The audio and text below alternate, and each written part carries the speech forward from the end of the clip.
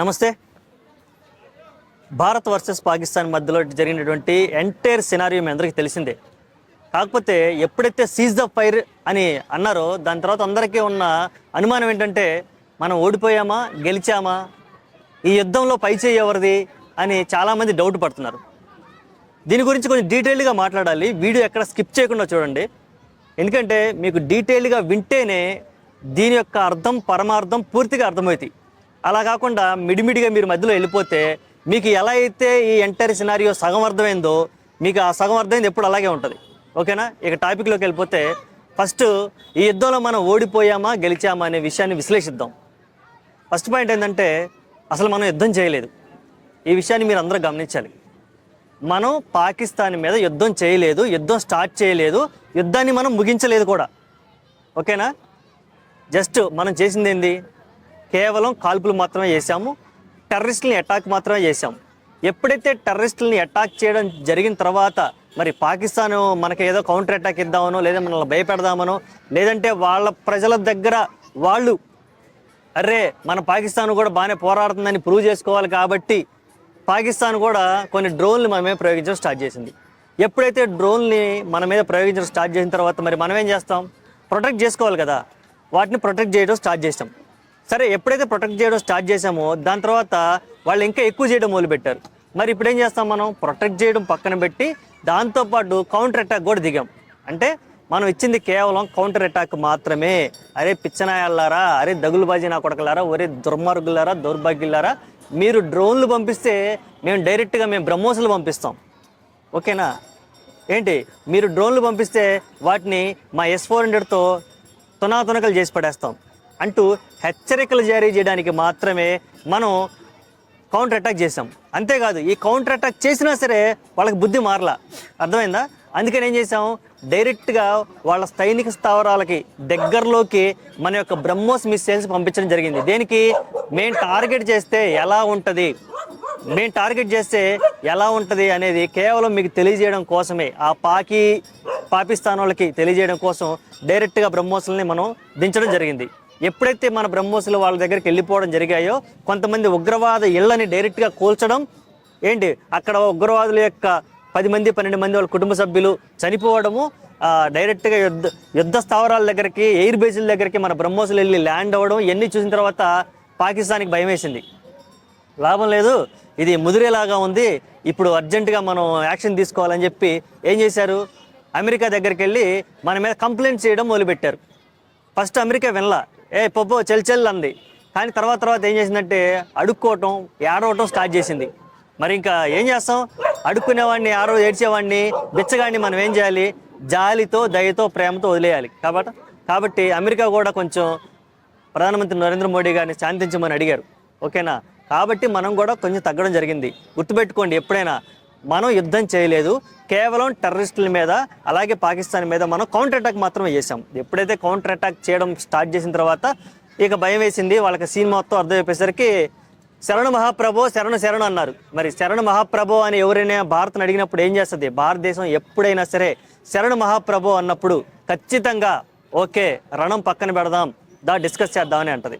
ఇక ఈ విషయం పక్కన పెడితే మరి దీనివలన నష్టపోయామా లాభపడ్డామా అని చాలామంది అడుగుతుంటారు. గుర్తుపెట్టుకోండి, ఇటువంటి సిచ్యువేషన్స్లో లాభ నష్టాలని బేరీజు వేయొద్దు. లాభ నష్టాలని కాదు మనం బేరీజు వేసుకోవాల్సింది ప్రాణాలని కాపాడడమే ఇక్కడ చాలా ముఖ్యమైనటువంటి విషయం. గుర్తుపెట్టుకొని మనం 100 మందిని వాళ్ళు చంపితే ఆటోమేటిక్గా మన దగ్గర కూడా ఒకళ్ళిద్దరు లేదా ఇంకొంచెం 4-5 కూడా చనిపోయే అవకాశం ఉంది. అరే ఇంత జరిగిన సినారియోలో మనం కూడా కోల్పోయామంటే ఖచ్చితంగా కోల్పోతాం. ఏదైనా సరే ఒక అణ్వాయుధాలను బయటికి తీసిన తర్వాత ఖచ్చితంగా ఇరువైపులా నష్టం జరుగుతుంది. ఇది కేవలం ఎకానమికల్ నష్టం అనుకుంటే మీరు పొరపడ్డట్లే. ఇది కేవలం ఎకానమికల్ నష్టం మాత్రమే కాదు, హ్యూమన్గా అంటే మనుషులు చనిపోతారు, ప్రకృతి కూడా నష్టపోతుంది. ఓకేనా? మీకు ఎగ్జాంపుల్ చెప్పాలంటే రష్యా అండ్ ఉక్రెయిన్ ఎంతదండి? చిన్నది, చిటికిని వేలంత ఉంటుంది. అంత కూడా ఉండదు, చిటికిని వేలంత కూడా. మరి రష్యా ప్రపంచాన్ని సాధించేంత రష్యా. అయినా సరే ఇద్దరికి మధ్య యుద్ధం జరిగినప్పుడు ఉక్రెయిన్ ఎంత నష్టపోయిందో దాంట్లో రష్యా కూడా చాలా నష్టపోయింది. రష్యా సైనికులు కూడా చాలా మంది చనిపోయారు. అలాంటిది మన ఇండియన్స్ కూడా పెద్ద అతిథులు ఏం కాదు కదా. మనం 100 మిసైల్స్ని అడ్డుకోవచ్చు, కానీ ఒక్క మిసైల్ వచ్చి మన మీద పడితే మరి మనకు కూడా ప్రాణ నష్టం జరిగింది కదా. కాబట్టి ఈ సిచ్యువేషన్స్ అన్ని ఆలోచించి ఎవరైతే శరణు మహాప్రభు అన్నప్పుడు మనం కూడా కొంచెం ఆలోచించి ఒక నిర్ణయం తీసుకొని సరే అని మనం కామ్గా ఉన్నాం. సరే, ఈ విషయాలలో, ఈ సెంటరీ సినేరియాల్లో అమెరికా యొక్క ప్రాధాన్యత ఏంటి? ఏదైతే పాకిస్తాన్ అండ్ ఇండియా మధ్య జరిగినటువంటి విషయాల్లో మరి అమెరికా పాత్ర ఏంది అంటే, అమెరికా పాత్ర ఎప్పుడైనా సరే సంకలు గుద్దుకునే పాత్ర. అర్థమైందా? మీకు ఇంకా అర్థమయ్యేలా చెప్తా. ఇప్పుడు ఇండియా, రష్యా ఈ రెండు అమెరికాని దేకుతాయా? దేకో. ఎందుకు దేకో? ఎందుకంటే రెండు పెద్ద కంట్రీస్. చైనా అసలు దేకదు. కాబట్టి దేకే కంట్రీలు ఎవరు? పాకిస్తాను, టర్కీ ఇట్లాంటి చిన్న చిన్న దేశాలు ఉంటాయి కదా, చిన్న చిన్న దేశాలు అంటే కంటికి కనిపించినటువంటి చిన్న చిన్న దేశాలు ఉంటాయి. ఎన్ని అమెరికాని చూస్తాయి, గౌరవిస్తాయి. మరి అలాంటిది వీళ్ళందరూ లేకపోతే అమెరికాని ఇంకెవరు దిగుతారు? పాకిస్తాన్ ఇప్పుడు మనం నాశనం చేసేస్తాం. తర్వాత ఆల్రెడీ ఇజ్రాయెల్ వీళ్ళు లెక్క చేయరు, ఉక్రెయిన్ లెక్క చేయదు అమెరికాని. ఇటువంటి చిన్న చిన్న దేశాలన్నీ వెళ్ళిపోతే ఇంకా అమెరికాని ఎవరు లెక్క చేస్తారు? ఎవడు లెక్క చేయడు. మరి అమెరికాకి నేను అమెరికా అని చెప్పుకోవాలన్నా, నేను పెద్దన్నని చెప్పుకోవాలన్నా ఏముండాలి? మనకంటే ఒక తమ్ముడు ఉండాలి కదా. మనకు తమ్ముడు ఉంటేనే కదా మన పెద్దన్నని చెప్పుకునేది. మరి అలాంటి తమ్ముళ్ళందరూ పోతుంటే మరి అమెరికా ఏం చేస్తుంది? ఎమ్మటి అడ్డుపొల్లేసి ఏదో ఒకటి చేయడానికి ట్రై చేస్తుంది. అదిగాక అమెరికా అండ్ పాకిస్తాన్ ఇటువంటి చిన్న చిన్న దేశాలకి కొన్ని ఎకనామికల్ స్ట్రాటజీస్ కొన్ని ఉంటాయి. మరి వాటి వల్ల కూడా అమెరికా ఓకే మై దేక్తా అన్నది నరేంద్ర మోడీ గారికి ఫోన్ కొట్టింది. ఓకే, నరేంద్ర మోడీ గారికి ప్రధానమంత్రి నరేంద్ర మోడీ గారికి ట్రంప్కి ఉన్నటువంటి స్నేహపూర్వక సంబంధాల మధ్య ఏంటి ఈ స్నేహం కూడా ఎప్పుడు వచ్చిందంటే ట్రంప్కి ఎలక్షన్లు అప్పుడే గుర్తొస్తుంది. అమెరికాలో ఎప్పుడైతే ఎలక్షన్స్ వస్తాయో అప్పుడు ప్రధానమంత్రి నరేంద్ర మోడీ గారు అబ్బా పెద్ద ఫ్రెండ్ అయిపోతాడు. అఫ్కోర్స్ వాడు నటించినా మనం కూడా నటించాలి, తప్పదు మరి. కాబట్టి ఒక్కోసారి పక్కనుండి మాట కూడా వినాల్సి వచ్చింది.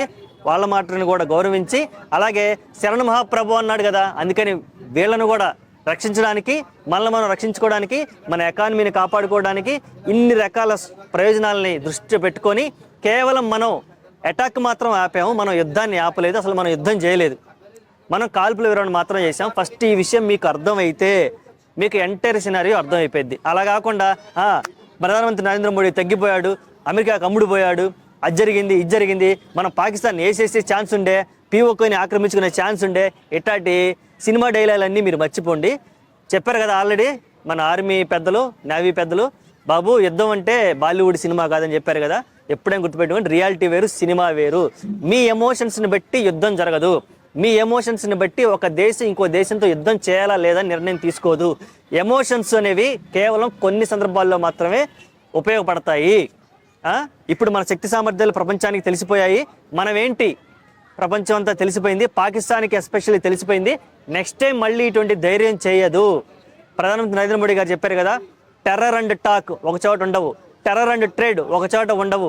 మీతో రెండు విషయాలు మాట్లాడతాను. ఒకటి పీఓకే గురించి, రెండు టెర్రరిజం గురించి మాత్రమే మాట్లాడతాను.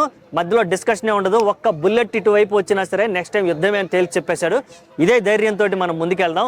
ఎక్కడా కూడా భారతీయులందరూ వాళ్ళు సెలబ్రేట్ చేసుకుంటున్నారు, సోషల్ మీడియాలో ఏదో రీల్స్ పెడుతున్నారు, అన్నీ చూసేసి మీరేదో డల్ అయిపోవాల్సిన అవసరం లేదు. ఏమీ లేని ఇస్తరాకే ఎగిరెగిరి పడతా ఉంటుంది. ఓకేనా? ఏమీ లేని ఇస్తరాకే ఎగిరెగిరి పడతా ఉంటుంది. పులిని చూసి పిల్లి అరిస్తే అబ్బా అమ్మ పిల్లి ఊరి నాయన అసలుకి మామూలు పులి మీద అరిచిందిరా అని మీరు అనుకోవద్దు. ఓకేనా? అది భయమేసి అరిచిందో, ఆకలేసి అరిచిందో, లేకపోతే నన్ను ఎవడన్నా వచ్చి రక్షించండి రా మహాప్రభు అని అరిచిందో మీకు తెలియదు కదా. ఓకేనా? పులే, పిల్లే. కాబట్టి పిల్లి తొడగొట్టినంత మాత్రాన పులి అవ్వదు. కాబట్టి మీరు ఈ విషయంలో ఒక క్లారిటీగా ఉండండి. నేను చెప్పిన దాని మీద మీ అభిప్రాయాన్ని కూడా కింద లైక్ చేయొచ్చు, అలాగే కామెంట్ కూడా చేయొచ్చు. మీ అభిప్రాయాలను విచ్చలవిడిగా ఇక్కడ పంచుకోవచ్చు. Thanks for watching.